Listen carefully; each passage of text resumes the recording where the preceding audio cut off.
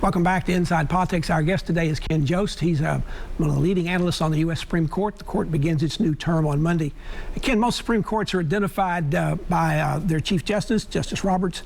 Is this still a court that Justice Roberts is sort of dominates or is in control of, or is with this conservative majority, are things changing?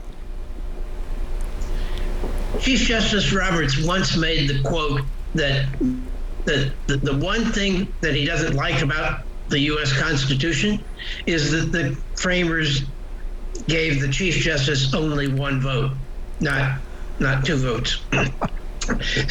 So he is, he's first among equals, but he is only an equal.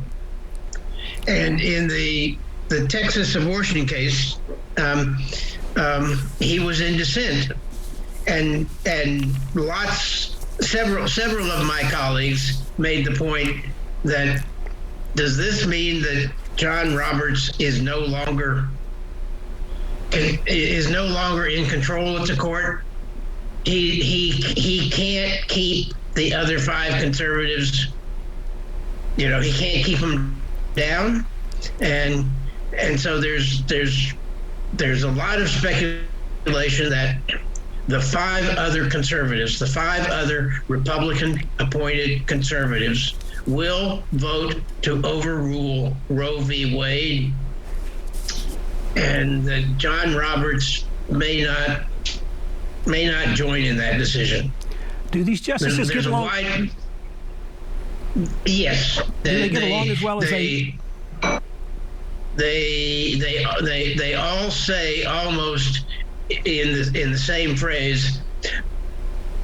I've heard both Thomas and Breyer put it in these terms: I've never heard a voice raised in conference.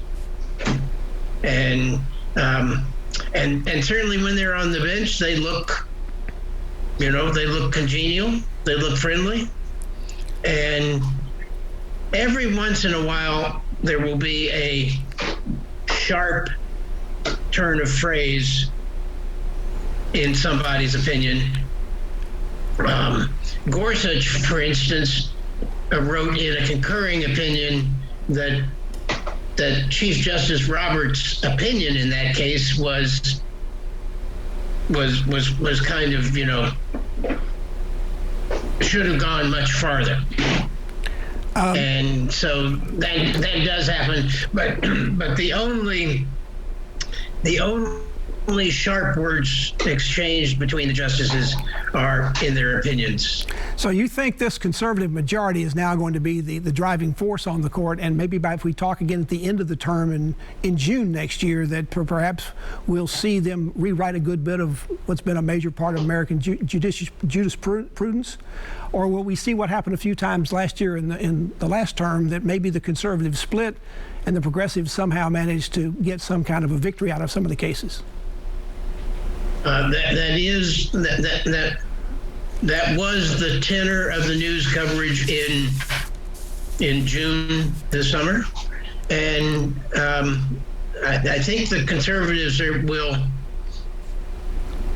will do better in this term. I think that they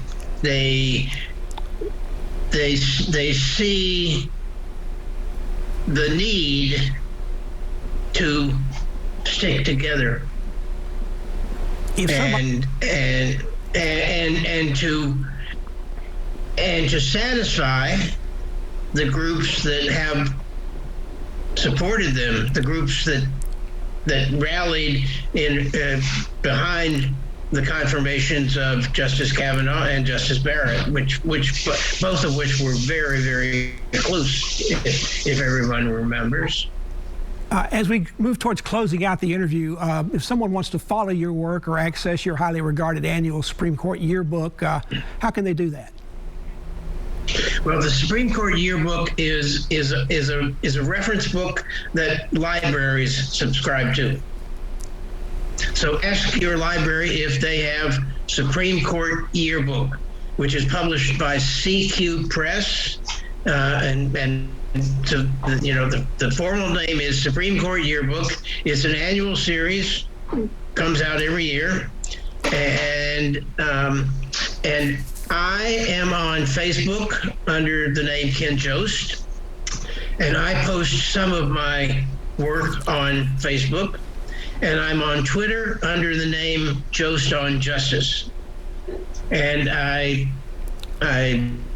well, for instance, just this morning, I posted on Twitter the news about Justice Kavanaugh.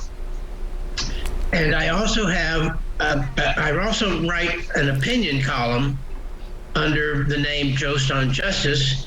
And once a week, I write a 750-word opinion column about my view of what happened at the Supreme Court the week before. Ken Jost, thank you so much for joining us today. Appreciate you being on the program always, and good luck with the new term. Thank you. And thank you for joining us this week on Inside Politics. Hope you'll be back here again for a future show. If you can't get enough politics in the meantime, you can go to the News 5 website. You'll find my Capitol Zoo commentary there. The Zoo commentary posted every Friday afternoon. Enjoy the rest of your weekend, and we'll see you here next time. Goodbye.